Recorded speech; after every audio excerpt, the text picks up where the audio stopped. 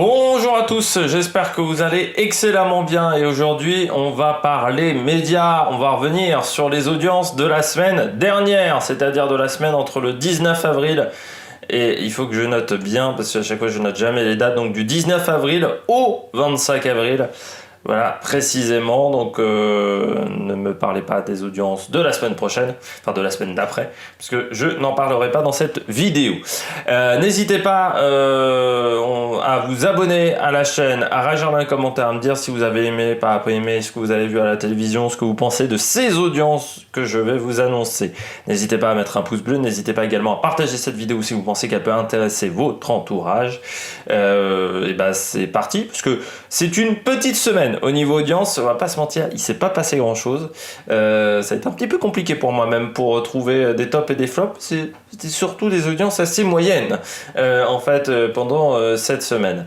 On va commencer par les tops et du côté des tops, je commence tout de suite. France 3 mardi avec le retour de la série Tandem avec notamment Street Veillon, 5 6 000 téléspectateurs, 19,6% de part de marché. Très bon score encore pour une série de France 3, surtout qu'il y avait une grosse concurrence mardi avec notamment Pékin Express sur M6, sur TF1. Il y avait une série, alors je ne sais plus quoi. C'était pas The Resident, c'était un autre truc sur TF1, mais c'était aussi non, c'était pas une série, c'était Labyrinthe, c'était un film pour Pâques certainement. Et puis France 2, c'était pas mal également, donc il y avait une grosse concurrence pour Tandem qui s'en est très très bien sorti, qui finit en tête des audiences. C'est une série, moi je l'ai jamais regardée, hein, donc si vous la connaissez cette série, dites-moi ce que vous en pensez, mais c'est dans la mouvance des autres séries de France 3, hein, comme La Stagiaire ou ce type de série là, je pense. Ça casse pas trois pattes à un canard, comme on pourrait dire, mais l'avantage c'est que ça permet de se détendre, et la télévision de temps en temps ça fait du bien quand on peut se détendre. Donc voilà, très bon score du côté de Tandem. Je continue avec mercredi, M6 et Top Chef. 3 558 000 téléspectateurs, 16,4% de part de marché du côté de Top Chef. Top Chef avec le fameux épisode de la guerre des restos.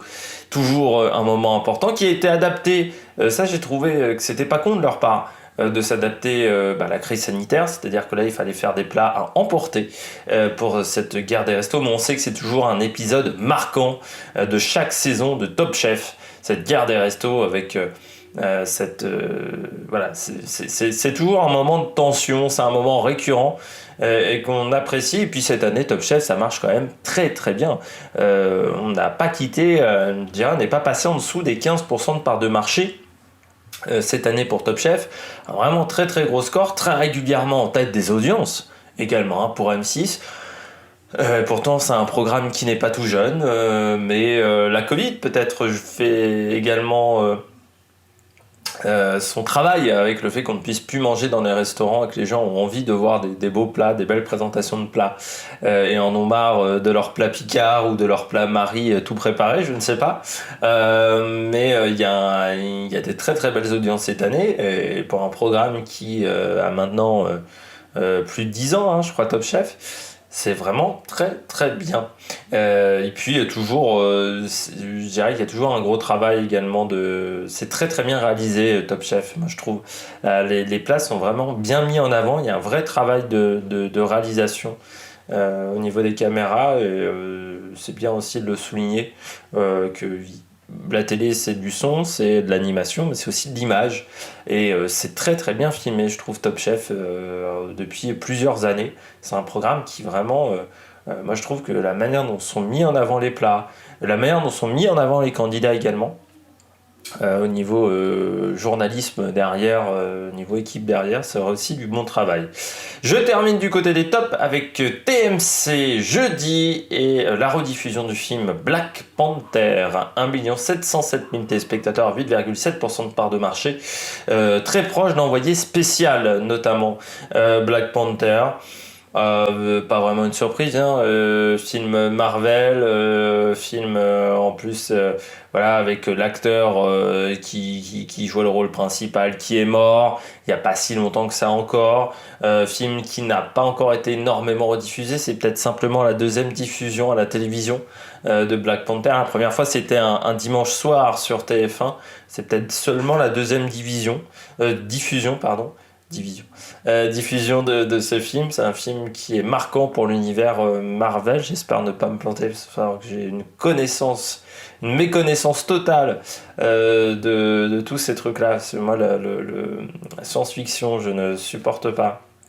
Science-fiction et fantastique, pour moi, c'est un monde que je ne supporte absolument pas. Ce qui est marrant, c'est qu'en plus derrière moi, vous voyez un truc Infinity War. Depuis le début des vidéos, mais ce n'est pas une pièce que j'ai décorée. Voilà, pour tout vous dire.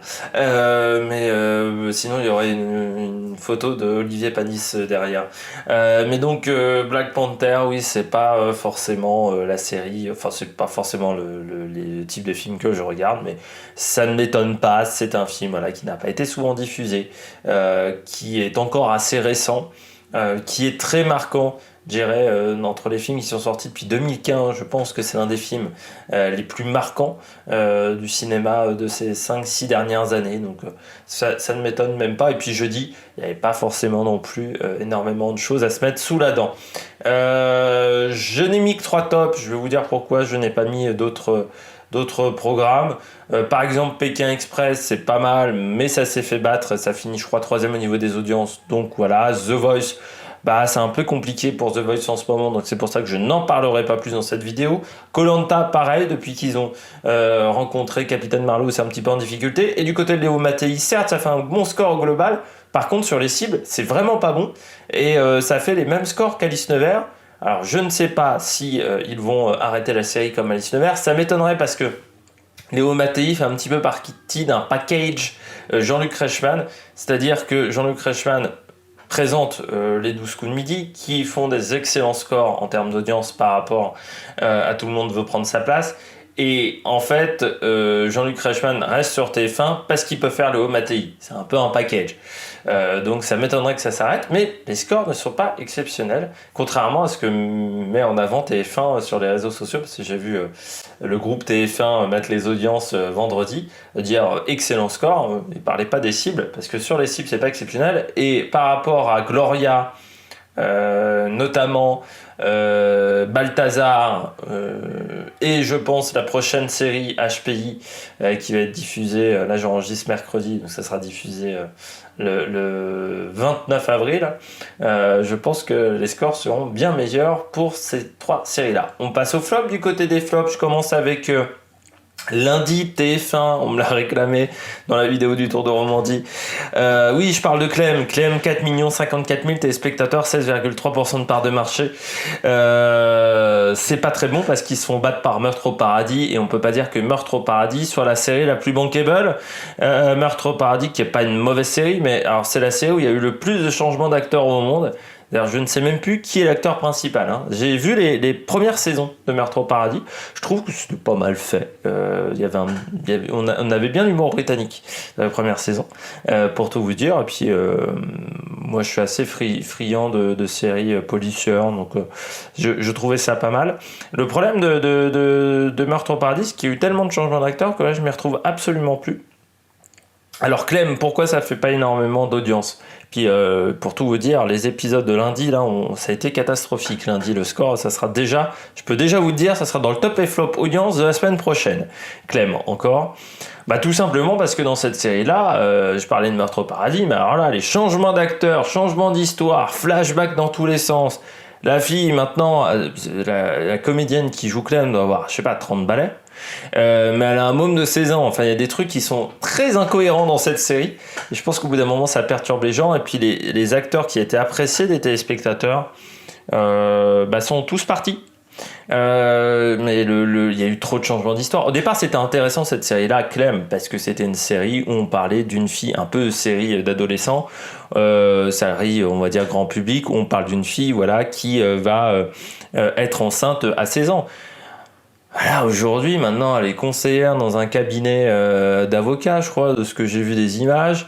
Enfin, vraiment, l'histoire est devenue. Je pense que les mecs ont conçu la série au départ. Je sais pas s'ils travaillent toujours sur la série aujourd'hui. Ça m'étonnerait parce que la série est tellement partie en couille que c'est très compliqué, je pense, pour eux de voir leurs produits aujourd'hui.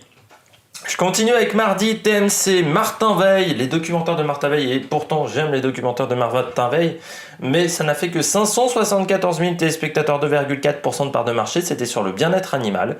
Bah, comme quoi le bien-être animal, c'est pas encore un sujet hyper bankable pour la télévision, ou soit c'est les documentaires de Martin Veil qui sont plus appréciés. Moi le dernier que j'ai vu c'était celui sur la police. Que je trouvais qui était très bien fait. C'est vrai que les derniers, là, par manque de temps, je les ai pas regardés, et puis j'ai pas toujours le temps de regarder en replay, et puis des fois après c'est plus disponible en replay, donc faut le trouver par des moyens un petit peu farfelus de retrouver les programmes. Et loin d'être légaux ces moyens-là, je vous les conseille pas. Donc c'était sur le bien-être animal, ça montre que le bien-être animal, on a beau croire que c'est un sujet avec le parti animaliste qui a fait des scores un peu plus élevés que d'habitude, mais ça reste encore un sujet qui n'est pas totalement porteur. Et puis je suis pas sûr que TMC fait un gros. Autant sur la police ils avaient fait énormément de communication, autant avec beaucoup de bandes annonces, autant là j'ai pas vu grand chose de la part de TMC, mais peut-être que je me trompe. Je continue avec jeudi, M6, Show Me Your Voice, montre-moi ta voix. 2 206 000 téléspectateurs, 10% de part de marché. C'est pas exceptionnel pour. Alors là, autant Martin Veil, je disais, il y a pas eu énormément de bandes annonces, mais alors là, Show Me Your Voice, je l'ai vu 150 000 fois. J'ai vu la bande-annonce 150 000 fois de ce programme-là, mais autant vous dire que moi, la bande-annonce me fait absolument pas envie. C'est-à-dire que ce programme-là, je me demande à quoi ça sert. Voilà. Parce que donc il y a des gens qui chantent en playback, il y a des gens qui chantent normalement, il faut retrouver qui chante en playback, qui chante normalement. Autant vous dire que c'est une sorte de jeu musical comme peut l'être le jeu de combat, j'ai oublié le nom, avec les gens qui sont déguisés.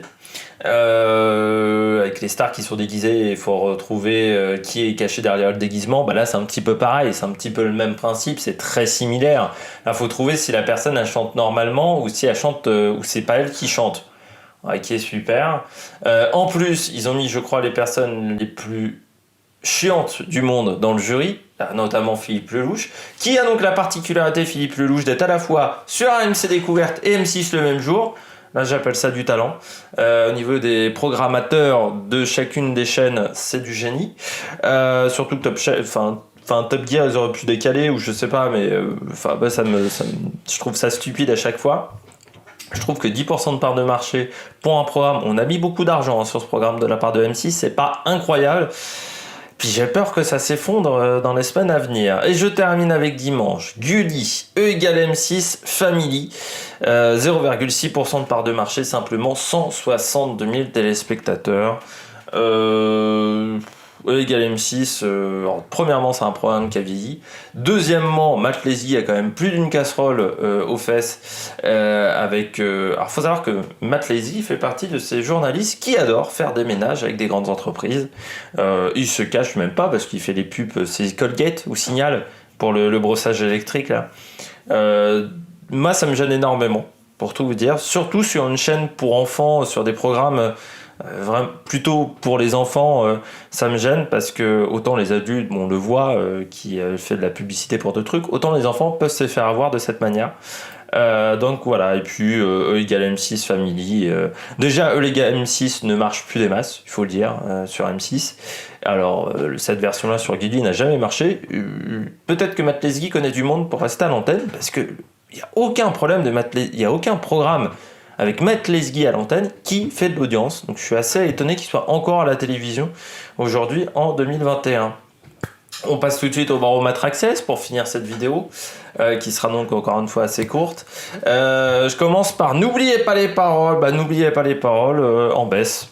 en baisse, 3,5 millions on va dire sur la semaine, avec un vendredi assez faible. C'est compliqué, pour ce programme. Mais là il y a le côté aussi baromètre Access, il fait beau, on va dire, il a fait beau surtout cette semaine là, donc les gens sont sortis, les gens sont rentrés tard.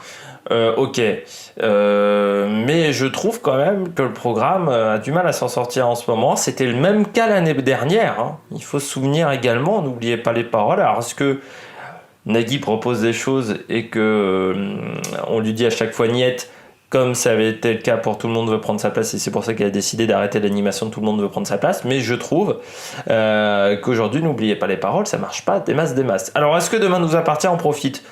Pas vraiment non plus. Avec un écart qui est assez similaire entre les deux programmes quasiment chaque soir.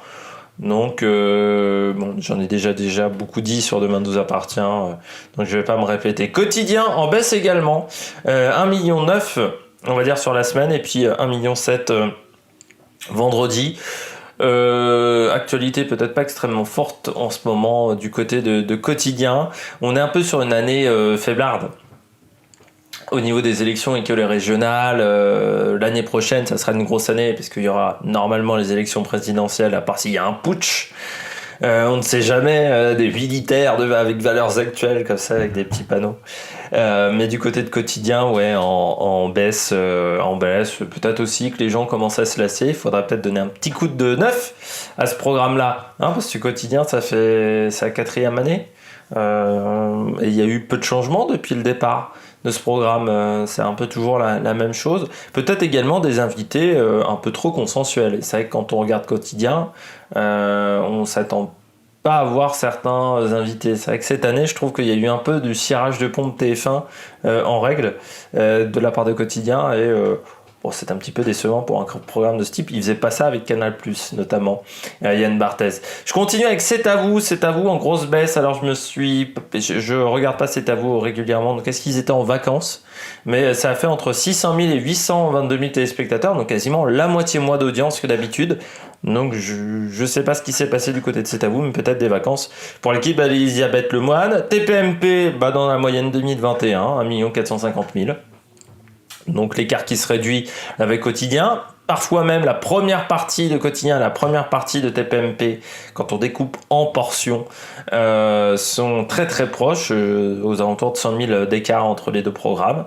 TPMP qui aujourd'hui a décidé maintenant de faire dans le racoleur, hein.